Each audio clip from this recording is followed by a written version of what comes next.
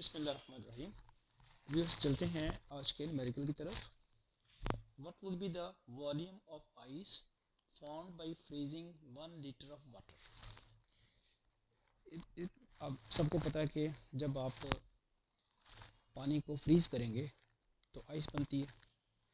अब क्या उसने कहा है कि ये जो पानी फ्रीज़ हुआ है, फ्रीज़ होके आइस बनी है, उसका वॉल्यूम क्या है। कीप इन माइंड कि वाटर का वॉल्यूम पहले से गिवन है। पानी का जो वॉल्यूम है वो ऑलरेडी गिवन है 1 लीटर।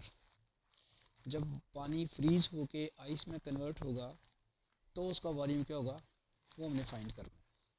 इसमें अब जो फार्मूला अप्लाई होगा वो फिर डेंसिटी का अप्लाई होगा। चूँकि पानी की और आइस की डेंसिटी डिफरेंट होती है, लिहाजा हमें ये डाटा लिखते वक्त ये केयर करनी है। तो इसीलिए वॉल्यूम ऑफ आइस भी डिफरेंट होगा, अदरवाइज़ वॉल्यूम आइस वही रहता है जो वाटर का था। 1 लीटर वाटर को फ्रीज़ करके जो आइस बनेगी उसका वॉल्यूम वो नहीं होगा जो वाटर का वॉल्यूम है। अलबत्ता उसकी मैस वही होगी जो वाटर की मैस है। बात फॉलो कर रहे हैं?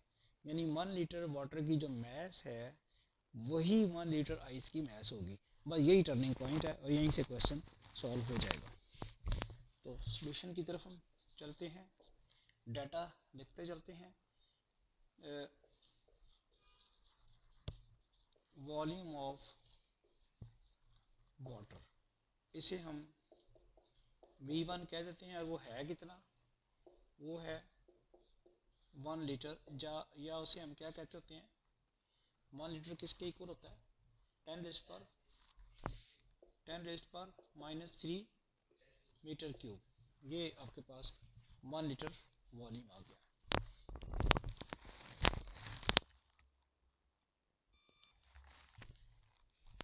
इसके बाद हम डेंसिटी ऑफ वाटर लिखते हैं।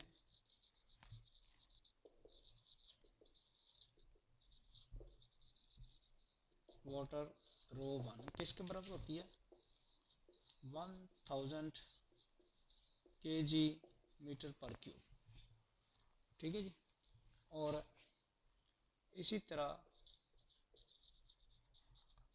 वॉल्यूम ऑफ आइस जिसे हम V2 कह रहे हैं वो हमने फाइंड करना है।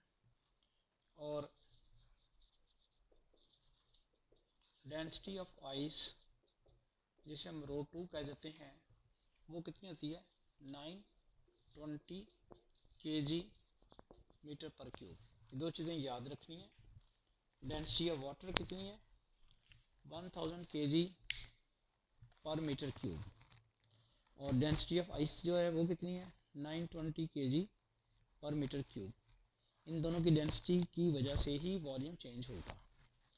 तो अब जो फार्मूला अगर आपको याद हो, रो किसके बराबर है, मैस और वॉल्यूम। यहाँ से ρ1 आ गया मैस ओवर V1, और ρ2 क्या आ गई है, मैस ओवर V2। जैसा कि मैंने आपको पहले बताया कि दोनों सूरतों में मैस सेम है। 1 लीटर मैस की 1 लीटर वाटर की मैस और 1 लीटर आइस जो है, जो आइस बनी है आपके पास, उसकी मैस, यानी जो 1 लीटर वाटर जो है आइस में कन्वर्ट हुआ है उसकी मैस और वाटर की मैस सेम होगी। अब यहाँ से अगर हम गौर करें तो ये बन जाएगा ρ1 V1 is equal to mass, इसे इक्वेशन 1 कर लेते हैं। ये ρ2 V2 is equal to mass, इसे इक्वेशन नंबर 2 कर लेते हैं। इक्वेटिंग 1 एंड 2, दोनों इक्वेशंस को अगर आप इक्वेट करते हैं, इक्वेटिंग 1 एंड 2 वी हैव, हमने V2 मालूम करना है, ρ2 V2 is equal to ρ1 V1। मैंने जो चीज़ मालूम करनी थी उसको लेफ़्ट साइड पर रख लिया। यहाँ से V2 मेरे पास आ गया ρ1 V1 ओवर ρ2।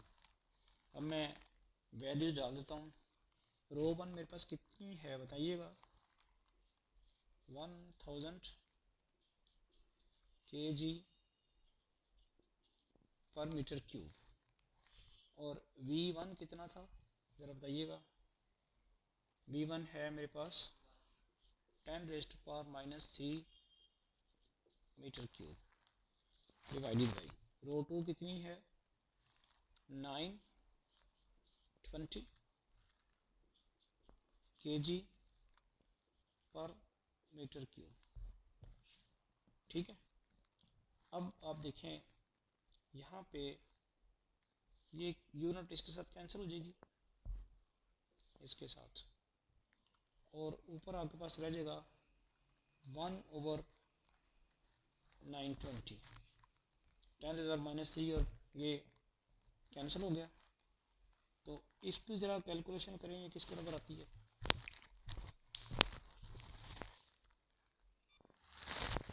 इसको हम इस तरह से सिंप्लीफाई कर लेते हैं कि 1000 divided by 920 into 10⁻³ metre cube.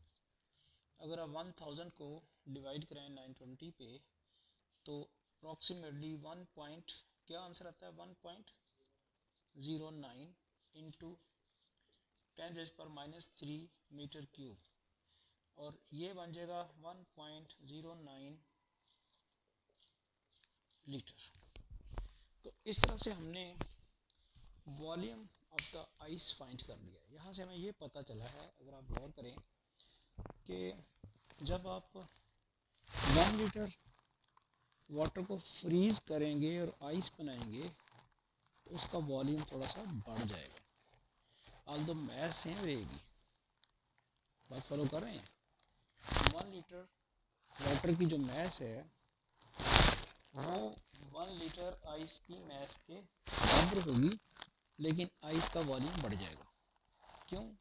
क्योंकि density of water is different from the density of ice. तो इस वजह से ये वॉल्यूम बढ़ जाएगा। आपके सामने सारी कैलकुलेशन आ गई है, होपफुली आपको ये समझ आ गई होगी।